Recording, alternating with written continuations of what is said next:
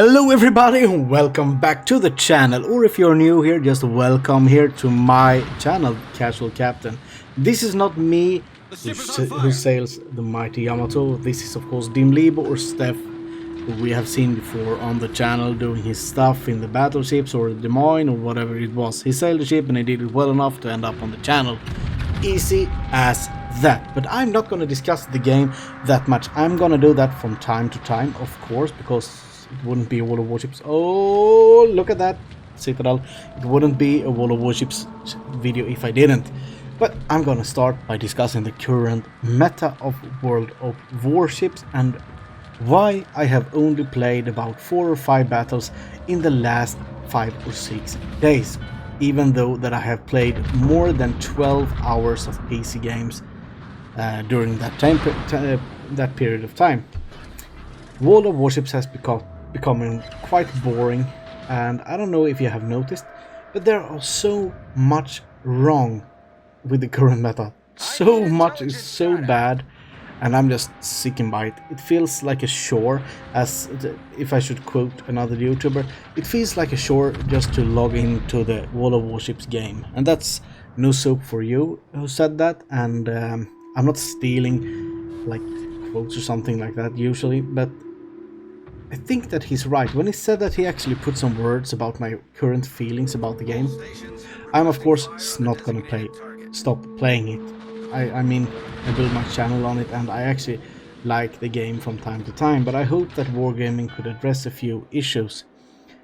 First of all, every ship in this game who are able to will fire HE more than AP. Most of them, not the Yamatos, not the Kremlins, but still pretty much every other battleship. And it's not just on angle targets, on broadsided targets. There are fires there, fires here, fires everywhere. And I'm part of that problem because I've played the Thunderer, and the Thunderer is so easy to get bad penetrations at long range with AP. You get like overpans where you don't do that much damage, while an HE salvo generates like 5 to 15k damage and usually 1 or 2 fires. So why would I actually fire AP on long ranges? And I can't really push in because you have the Smolensks, you have the Des Moines, you have the Worcesters, you have all of those great HE spammers, and although they are quite easy to kill, all of those 3, then we have the Hindenburg, who has actually become a really played ship. I see it pretty much in every game that I play, and they buffed it, and that's also a great HE spammer with a high fire chance, pretty much the same as the Sao. And the Sao is a ship that it's pretty much the same. The Henri got nerfed, so now you can at least deal with that one, because it was really frustrating firing at an Henri that was switching from going forward to going backward, and at the time your shells traveled, he had already disappeared, even though that he switched directions from forward to backwards or vice versa. So that's some parts of the meta that I just don't like. It's just not fun. I mean, World of Warships, it's at its best when you actually feel that, okay, I'm gonna hit this, and it's not just gonna be overpans. This is a full broadsided ship from like 15 km away. I'm in a battleship. I have 18-inch guns. I will Citadel the living crap of him, and you get 4k damage and 6 overpans. The overpan situation is also so freaking terrible. I don't know if they have made it easier for ships to overpan than it was before. I'm not sure about that, but it's just really boring in my opinion, because when you shoot at a broadsiding cruiser, you should be able to punish him. A broadsiding battleship, you should be able to punish him. Look at this, 4 penetrations and you get 5k in a Yamato. 5k for 4 penetrations from a Yamato, the biggest guns in the entire game, together with the Musashi. And that wasn't even overpans. I can understand that we overpan DDs really easy, but the cruiser is actually pretty much at least 20 meters wide. 20 meters of steel and doors and walls and ammunition and people and furniture that your shell is gonna have to pass through. And the shell just passes through and you get an overpenetrations. How is that even fucking possible? I would see that in real life. A cruiser that was fired on by, say, the Montana from 15 kms, and if that just overpanned, because if that shell would have overpanned from 15 to 20 kilometers away, it would actually have struck in a hole in the bottom and sunk the ships that way. So enough with the overpans, fix it wargaming, please. And then we have the torpedo cruisers. No, they don't really kill me that often, but people, this is not a meta thing, this is a people thing. Please, please, please, the torpedoes are not your main armament. If you have a battleship a couple of kilometers in front of you, and he hasn't fired his gun for at least 10 seconds, don't give broadside to torpedo him. Go closer, wait until he has fired, and then you... Oh, look at that devastating strike. Double citadels. That's amazing, but it's pure RNG, to be honest. So don't just rush in with torpedoes, it's not worth it in almost every case. If you're about to die, of course you can do it, but if you have a pretty good possibility of surviving, then don't do it. Is this my most naggy video ever? I think it might be. Okay, so yeah, I'm looking for new games to add to the channel, just to have not just play World of Warships anymore. I need to play something other than World of Warships for a while. And oh, look at that, the Yogomo. And the turret rotation on the Yamato is really, really slow. He's not even gonna fire at him. Okay, weird choice, Stef, but I respect that. Yeah, so I'm actually gonna try the new Xbox Game Pass Ultimate for PC, and they have it right now for 10 crowns, as we say it in Sweden, or about $1 for 3 months. Cheap enough, might try it. So if you know any good games there I should try that would be fun to see me fail at, just tell me in the comment section and I will check them out, and perhaps some of you guys would as well. You're all of course welcome to join my Discord, which I will link down here in the comment section. Yeah, so you can just tell me. Now I thought that we will start focusing on the gameplay. Finally, you say, yeah, I'm sorry. Oh, I have one other topic to actually put out. I want to thank all 168 of you who have pressed that red subscribe button. It warms my heart, and if you don't want me to do these kind of videos where I nag about it, just tell me in the comments and I will keep it for myself. I'm not even sure what you like to watch, to be honest, so you can tell me in the comments as well. Yeah, now the gameplay. Stef and his team is at a disadvantage. The enemy team have 2 caps, but one of them is of course being contested by Stef's team, the friendly Neptune, who's chasing the Yugumo. Hopefully he could kill that Yugumo.